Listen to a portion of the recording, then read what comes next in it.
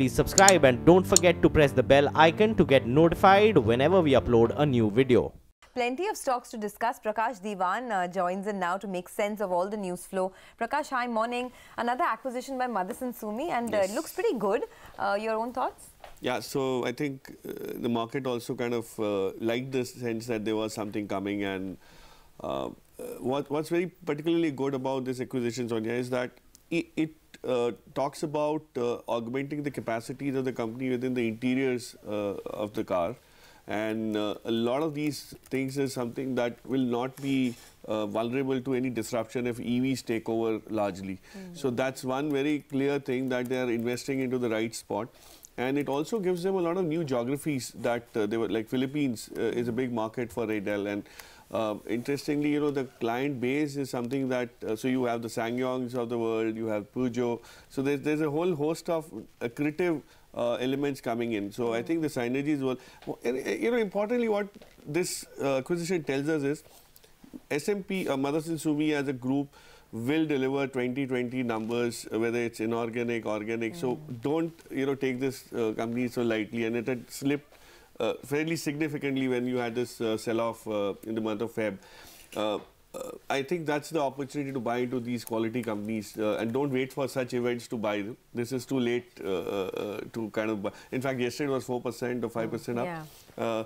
So, you know, if you create wealth this way, 5–10% in a couple of days, you do get tempted to start trading on these stocks, but rather buy them when they're closer to, let's say, 300 or something, and just sit tight. So that's the whole thing. The acquisition flow will continue, and this is definitely very positive.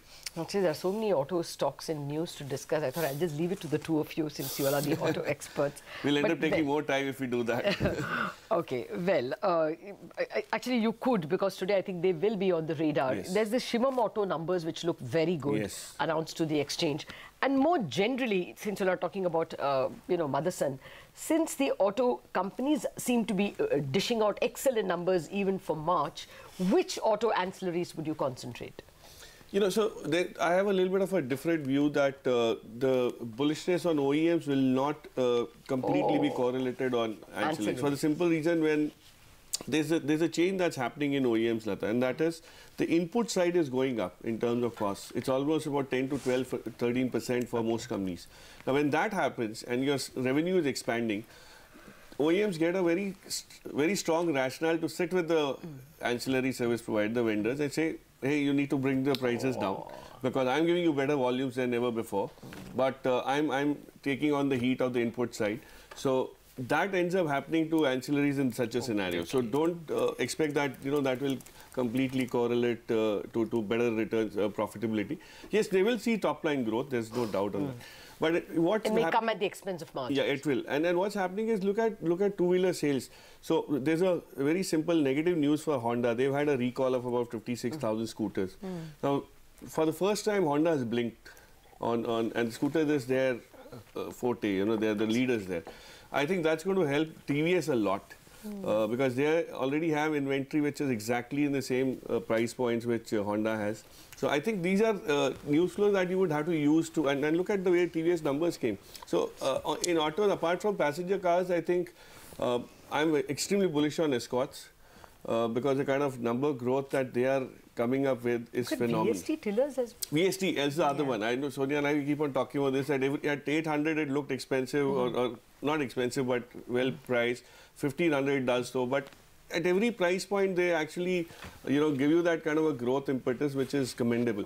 And now they've got into the higher HP tractors, and that is a segment which has propelled. Look at Swaraj engines. I mean, you spoke to the Swaraj engine management some time back. It's actually the 65 HP plus tractors which are getting so much of demand. And there's huge margin there. There's huge margin. So I think auto is in a great spot. There's no doubt. And very soon this bullishness, and auto, by the way, is always the first segment to start showing upbeat you know, pattern of spending in the economy. The second is going to be, you know, your consumer goods, white goods and all that. So lots of cues to be taken from these numbers. Okay, so that's the auto space. We can go on and on, right, about it, but we have to look at other stocks as well. Info Edge could be in focus today. I mean, I don't know if you saw, but Zomato came out with really good numbers for FY18, 45% growth. And you know, they've started this new thing called Zomato Gold, which is doing phenomenally well. I mean, even amongst the circles that we interact in, a lot of people are picking up Zomato Gold memberships. Do you think Info Edge is a good stock now?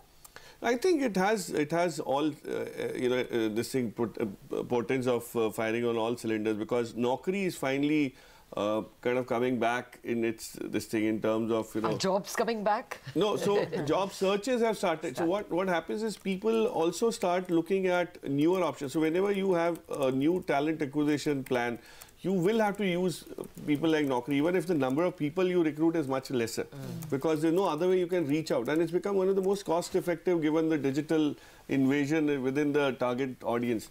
And then you, of course, have the matrimonial this thing also, which is almost evergreen of sorts. And Zomato, which was supposed to be a drag on the balance sheet, is actually turning out to be faster in terms of its accretion. So, yes, Info Edge, but the valuations for Info Edge will always have room for doubt in terms of, it's conjecture. There's a lot of surmising saying, I don't want to pay 28 multiple, I'll pay probably not more than 25. So you will have people selling at various price points. So there will be a little bit of liquidity flow or supply coming in for the stock to really do well. The company is doing well. It might be a while before the stock does well.